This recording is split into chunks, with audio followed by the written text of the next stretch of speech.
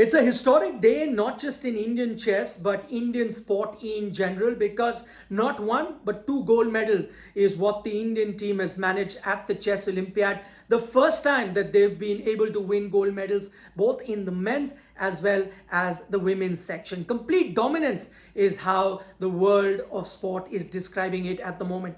And who better than Vishwanathan Anand, a legend, joining us live to discuss that particular win by both the men's as well as the women's team. Vishy, firstly, thank you so much for speaking to India today.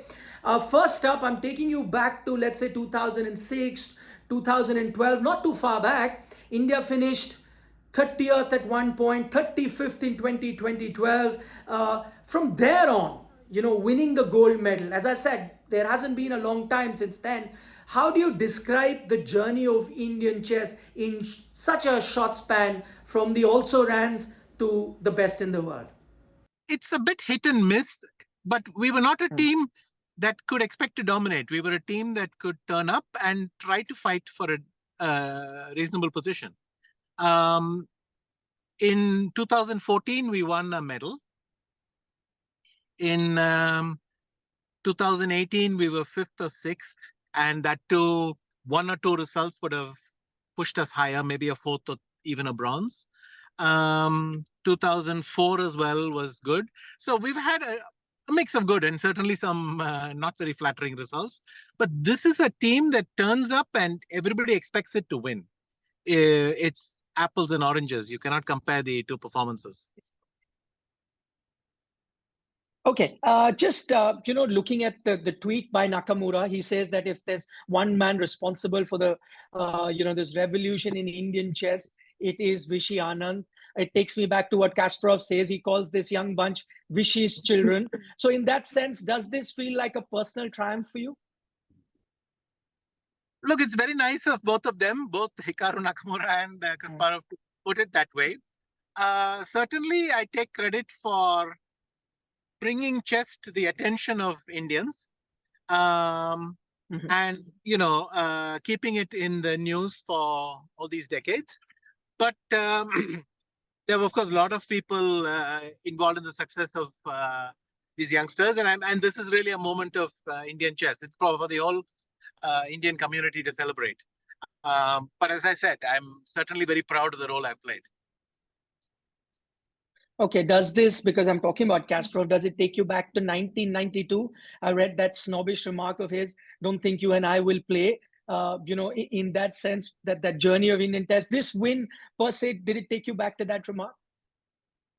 No, I didn't think of that one at all. During a rivalry, there will be a lot of biting remarks and things like that.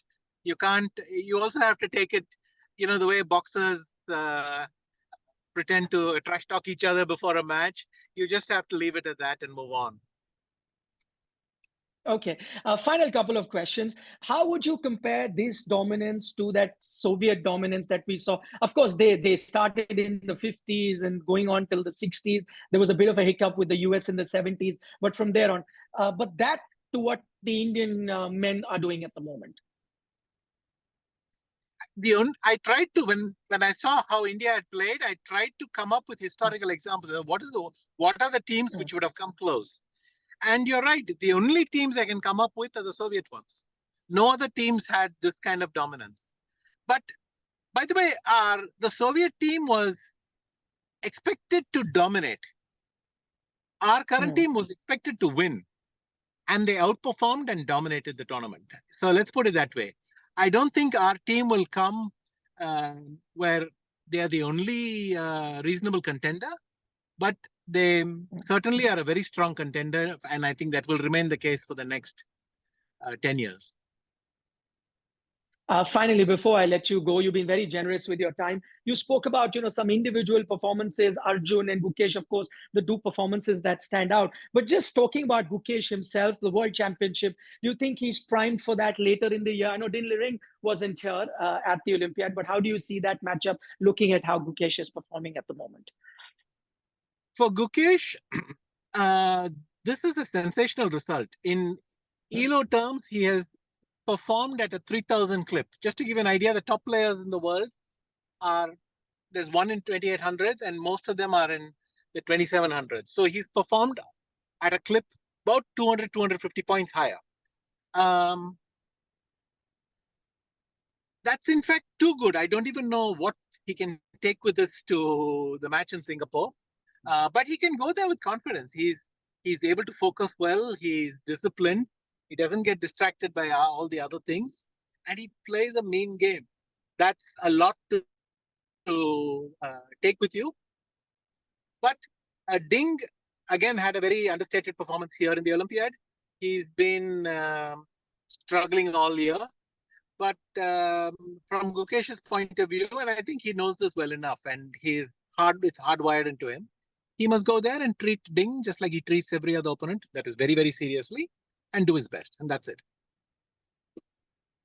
All right. On that note, thank you so much, Vishwanathan, Anand, for taking our time. I know you've had a busy schedule traveling all along, but thank you so much for taking our time speaking to us in India today. And congratulations are in order for you as well, because as most people are putting it, it's you who started that revolution, mentored them during that COVID time, and now we are seeing the results for all of us. Thank you so much once again. Thank you very much.